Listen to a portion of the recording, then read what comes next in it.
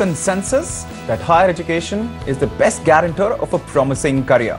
But with cost of higher education soaring, finding funds for your own in case you're a young professional looking to add another degree to your resume from a top-notch university, or your child's higher education could not be possible without strategic investment and planning. Hello and welcome.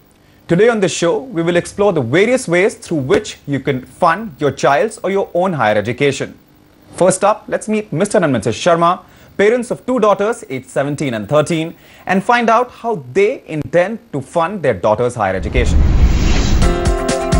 Sanya, a 16-year-old class 12 student, is just months away from joining college.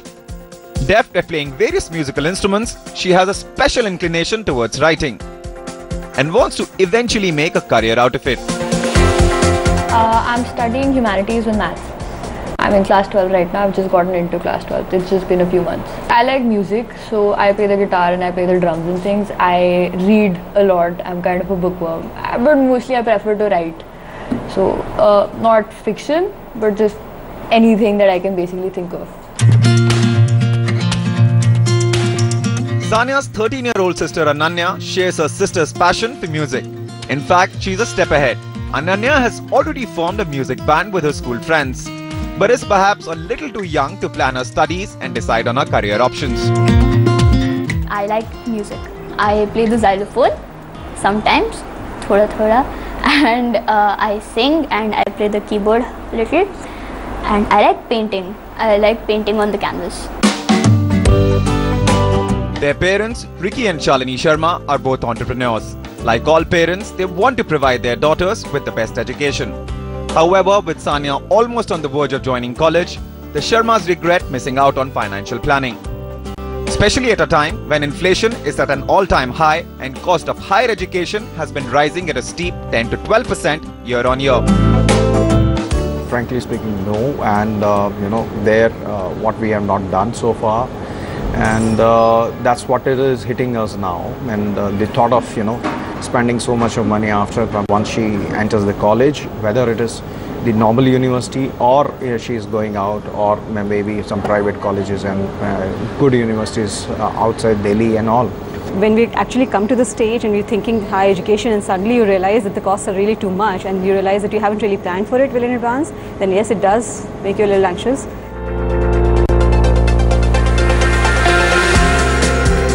The situation isn't very different from that of other parents. Considering that while earlier generations had it easy as the fee in government institutions was modest, the Sharmas agree that parents should start planning their child's education as early as possible. Idea is, yes, definitely we have not done it as our parents have not done it.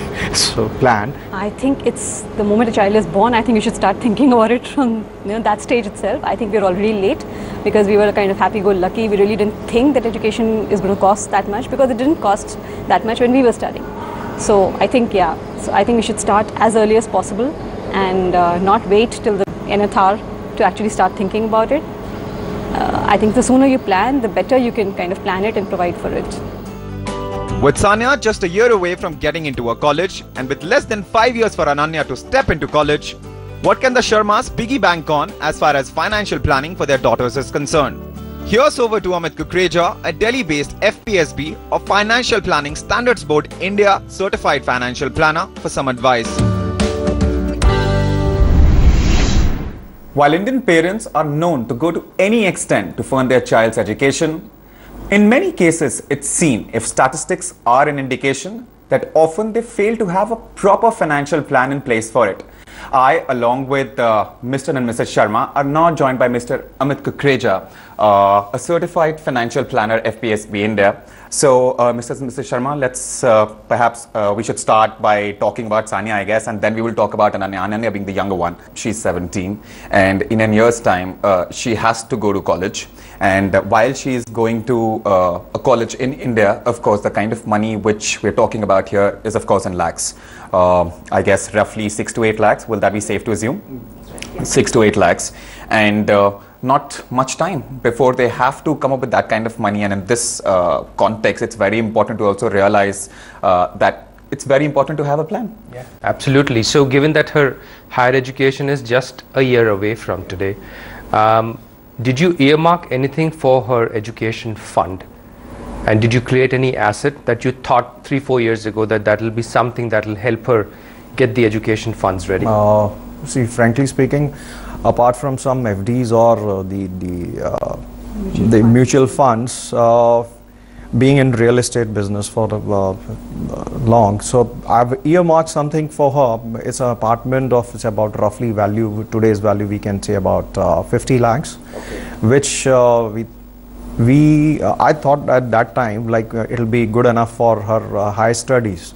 I think that is the thing I have done so far, and this is the conscious decision we have taken at that time, both of us. So now you can suggest if it'll be good enough for her to take up the further studies. Because real estate assets do have a certain amount of money which can come from those assets when you sell them, but you were talking about the fact that if the need is now, the asset should be liquidated a couple of years before that. That's correct. See, it's very important that anytime you build an asset, that asset can be liquidated easily for the purpose for which you had earmarked that asset. In this situation, her education is of paramount importance, and we need to make sure that the assets are liquidated so that you have the liquidity with you so that you can fund it consecutively for 4 or 5 consecutive years. In this situation, it is a clear-cut case of selling the real estate that you have bought for her, and let's get that liquidity created in the bank and then invest that money so that it grows tax efficiently for next 3 to 4 years, with your option of partially withdrawing the money every year. Because you would be needing 6 to 8 lakhs a year. You don't need the entire corpus. The other corpus can stay invested in a tax efficient mutual funds or tax efficient fixed maturity plans or any other capital market based instrument. Right.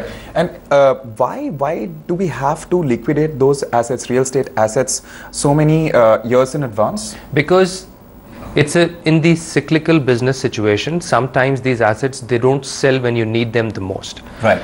You need to ensure that a good amount of your portfolio is in the liquid asset form. Right. Significant chunk, especially the corpus that is required, is huge. 3 years later, she wants to go for her post-graduation as well, for which, correct me if I'm wrong, Mr. and Mrs. Sharma, that she wants to go to a foreign country. Is that correct? Yeah.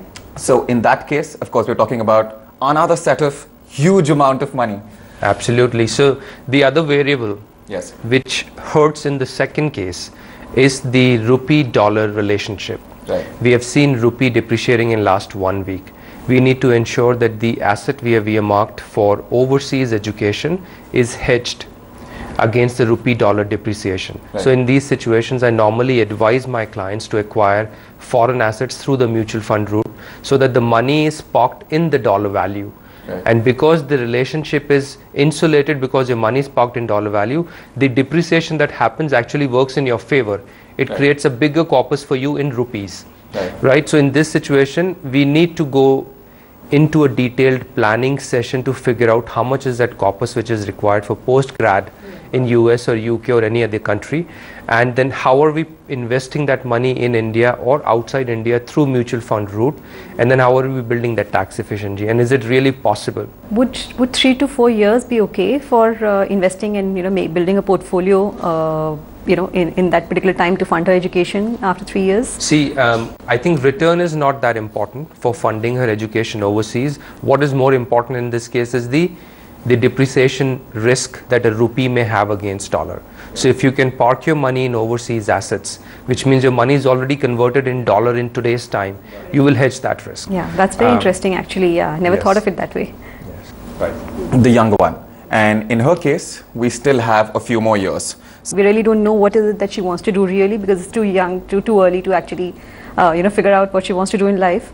Which could be very confusing for parents. I mean, you can plan only when you know what you want to do, right? So in this case, what kind of a plan should parents have? So in Ananya's situation, we have a better opportunity. Assuming we are starting from scratch, we can start our systematic investment plans in hybrid equity-based mutual funds. These are not too risky funds. These are very tax efficient, and since you have 5 to 6 years of time frame, at least for the first year of education, this money can go into equity markets. If you're investing about 36 to 37,000 rupees a month in hybrid equity funds, which are growing at the rate of 10%. With tax efficiency, you'll be able to easily create a corpus of 30 to 35 lakhs in next 5 years.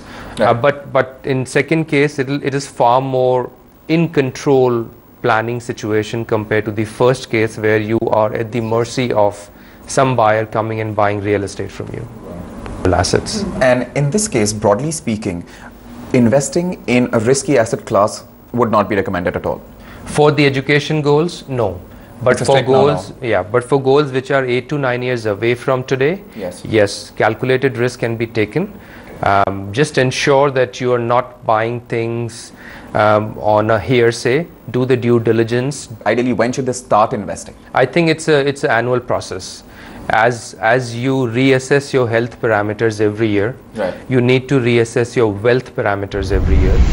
As per experts, financial planning is the ideal way to find funds for higher education of your child or your own. But what if you haven't? And in case you have, but you need a little extra money? Find out how you can find those funds on the other side of this very short break.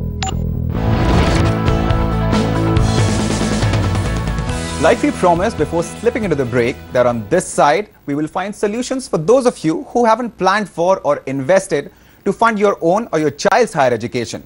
Education loans is that way out. And to discuss that, I'm joined by Mr. Jitin Bhasin, General Manager, Sales and Business Development, bankbazaar.com. And we're also joined by Prashant Jindal, a BBA student who wants to go to Australia, Sydney University, to pursue his Masters in Management, for which he is, of course, seeking a loan. Jitin, my first question is that, of course, we will talk about the fact that how can you get an education loan, what is the eligibility criteria, so on and so forth. But before that, what does a bank look for in a candidate while granting him a loan, an education loan? I think, Abhishek, from a bank's perspective, things which are very important are, three things are very important. First and foremost, the academic profile of the student in question is very, very important. Right. The bank wants to be very sure as to how the student has performed over the last few years, and they want to be sure as to whether they are funding the right candidate. That's Right. point number one. Point number two would be the quality of education that the student is trying to pursue. Quality of institute, relevance of course. Or you're talking about the ranking. Yeah, relevance of course, how the job market is accepting that particular course, is that relevant in today's job market or not? Right. And that is with the view to ascertain the repayment capacity of the student. So whether it is to be funded by once the student starts working and he or she is in job market, or the financial strength of the co-applicant in And question. this is irrespective of whether it's a public bank or a private bank. Any bank, this remains a loan at the end of the day. So Prashant, what would you want to ask him? Sure, sir. First of all, I would like to ask that what does one need to look at while choosing an educational loan? Prashant, one very important factor which students generally miss is the amount of loan that you require through your course term. Generally, students look for only tuition fee or hostel fee, but there are other expenses also which do come up during the course term. Second is you also have to zero down on the institution that you want to pursue. So, But Jitin, sorry for interrupting you, but isn't the loan amount only for the tuition fee, or does it include all these things as well? no, Abhishek, banks are willing to look at the entire portfolio, right? Right. So from a portfolio approach, tuition fee is not the only expense that a student will incur during the course term. And what is Also, the amount could also depend on the kind of university you have received an offer from. Absolutely. So say if you've received an offer from an IIM, a top grade college, I mean you're talking about India, and if you've received an offer from, let's say, a B grade or C grade college, then in that case the loan amount will vary?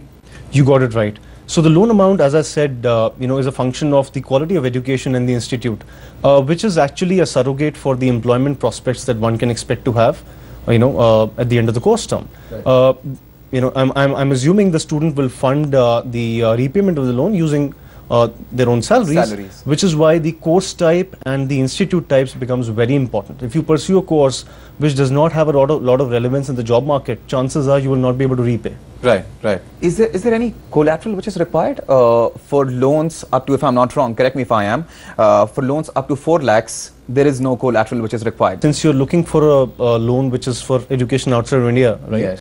Yes. Certainly, yes. For ticket sizes of loans more than 7.5 lakh rupees, typically financial institutions will require a tangible collateral. Okay, Right? okay. It could be in the form of a flat, a house, Right. It could be in the form of fixed deposits. But he doesn't need to be the owner. It could be the co-applicant, Not it could be the necessarily. guarantor, right? The co-applicant who is vouching for the repayment of the loan. It'll be your parents in this case, right, Prashant? Yes, sir, obviously. Right. Yeah, so co-applicant could be, you know, parents or family, right? There are family relations which can be co-applicants. What are the interest rates depending on banks to banks, and is there any floating rate or will it be fixed interest rate? First of all, Jitin, explain the difference.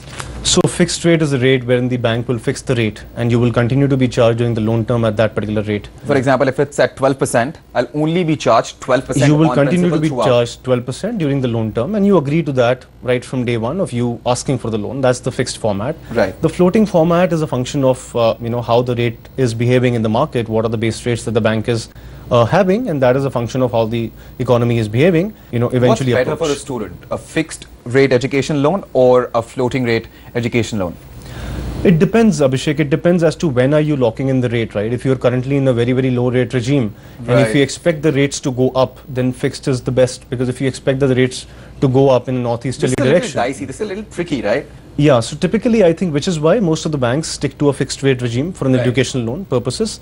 You would find very few instances of floating rate, you know, in education loans. Largely fixed is preferred, but floating is also available. Prashant, Sir, have all your questions been answered? Sir, just one more question. Yeah, that are there, like, is it possible if I ask my bank that I need to repay the loan in 5 years, or will the bank say that no, you have to repay it in 3 years or 2 years? I guess or those are so just terms and conditions. It depends and varies from case to case, right? Okay. So I think your question, Prashant, specifically is, you know, with regards to the loan term. Loan right? terms, yes, sir. So loan term is a function of how much loan are you know, requiring at a given point in time.